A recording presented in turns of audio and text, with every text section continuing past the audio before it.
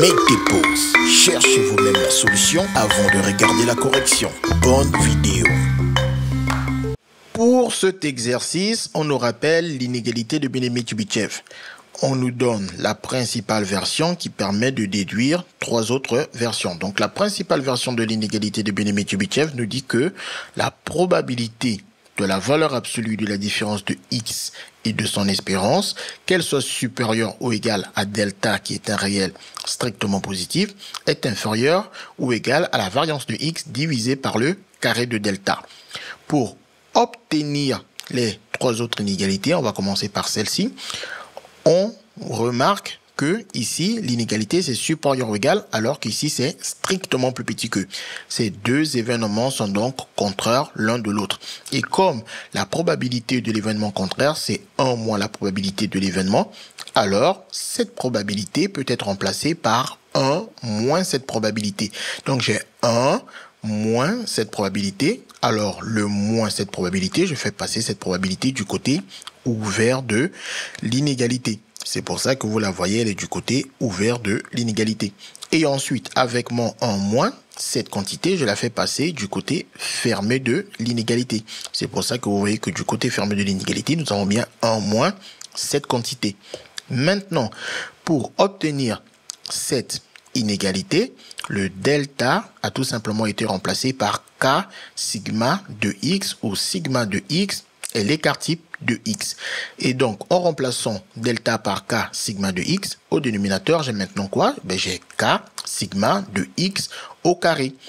Ensuite, vous voyez, le k carré vient tout simplement du fait que, comme j'ai k sigma de x au carré, le carré est distribué au k et le carré aussi est distribué à sigma. Et maintenant, comme vous devez le savoir, le sigma au carré n'est rien d'autre que la variance. Donc la variance au numérateur, c'est simplifié par le sigma au carré, étant donné que ces deux quantités représentent la même chose, c'est-à-dire la variance. Maintenant, pour expliquer cette inégalité, on refait exactement ce qu'on a fait pour trouver cette inégalité à partir de celle-ci.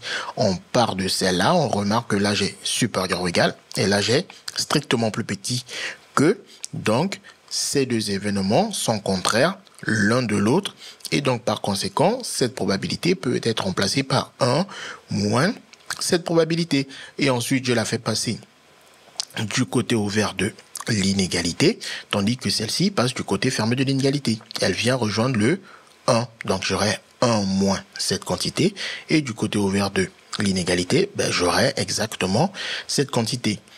On nous dit, faites attention à ne pas confondre l'inégalité de Bene-Mitchell-Chebyshev avec l'inégalité de concentration. Ici, l'inégalité de concentration, on part de n variables aléatoires xi qui sont un échantillon de x, c'est-à-dire que elles sont indépendantes et de même loi que x, donc c'est-à-dire qu'elles ont la même espérance que x et la même variance que x. Mn est la moyenne de ces n variables aléatoires, c'est-à-dire leur somme divisée par leur nombre. En remplaçant x par mn, on obtient cette inégalité ici encadrée en bleu qu'on appelle l'inégalité de concentration. On a vu dans des précédentes vidéos que comme je vais remplacer mn par je vais remplacer le x par mn, j'ai mn ici et mn là. Et maintenant, on sait que l'espérance de mn n'est rien d'autre que l'espérance de x et que la variance de mn n'est rien d'autre que la variance de x divisée par n. C'est pour ça qu'on a un n qui apparaît au dénominateur. Donc là, on voit bien que l'inégalité de concentration découle directement de l'inégalité de Bene-Mitchell-Chebyshev où le x a été remplacé par mn. Pour cette inégalité ici, elle découle clairement de celle encadrée en bleu en utilisant exactement les mêmes astuces qu'on a utilisées pour expliquer ces deux inégalités précédentes ici.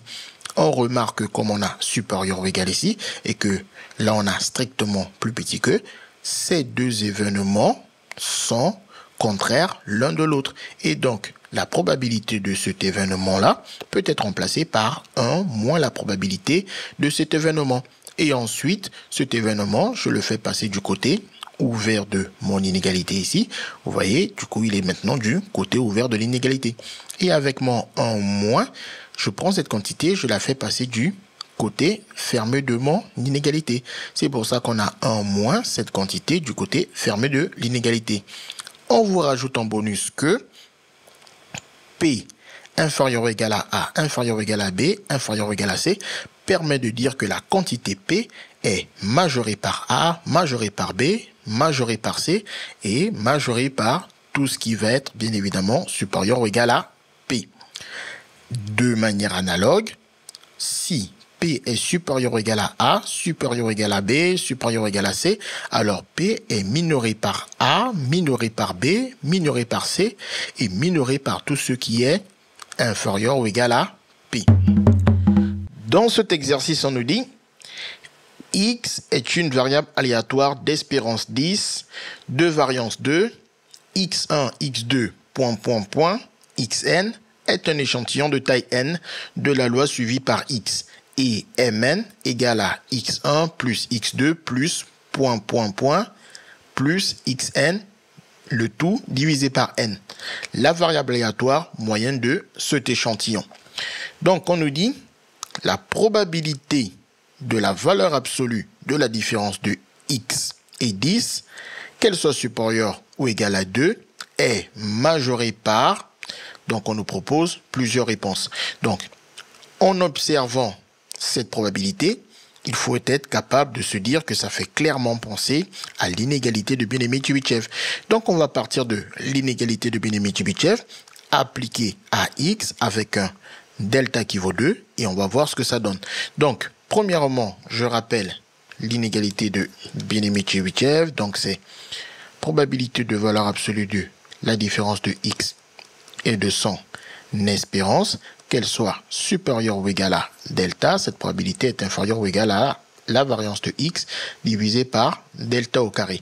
Donc, ici, l'espérance de x est donnée dans l'énoncé. On nous dit que l'espérance de x vaut 10. Donc, on remplace l'espérance de x par 10.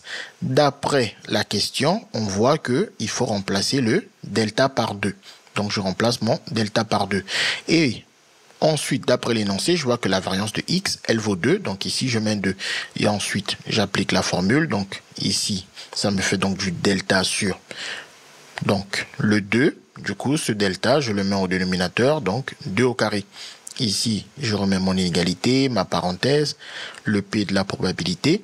Et donc, là, j'ai valeur absolue de x moins 10 qui doit être supérieur ou égal à 2. Donc, je compare avec la question, je vois que c'est exactement la même probabilité. Je n'ai donc plus qu'à effectuer le calcul de ce côté. Ici, ça nous fait 2 divisé par 2 au carré c'est 4, donc 2 divisé par 2, qui se simplifie en 1 demi, qui nous donne 0,5. Donc, j'obtiens que cette probabilité, elle est comment? Elle est inférieure ou égale à 0,05. Ce qui veut donc dire que cette probabilité est majorée par 0,05. Il va donc falloir prendre toutes les solutions qui vont me donner cette probabilité inférieure ou égale au bon nombre, puisque nous on cherche tout simplement par quelle valeur elle est majorée. Donc déjà 0,5 ça fait l'affaire. On voit aussi que 0,6 qui est plus grand que le 0,5 va aussi faire l'affaire comme solution. Et on voit aussi que le 0,8 qui est plus grand que le 0,5 et le 0,6 va aussi faire l'affaire. Donc on voit que les bonnes réponses dans cet exercice sont les réponses A, B et D. Ce qu'il fallait découvrir. Les mathématiques, ce n'est pas juste la mémorisation de l'application de cours. Ça nous aide à comprendre le monde qui nous entoure et à prendre des décisions.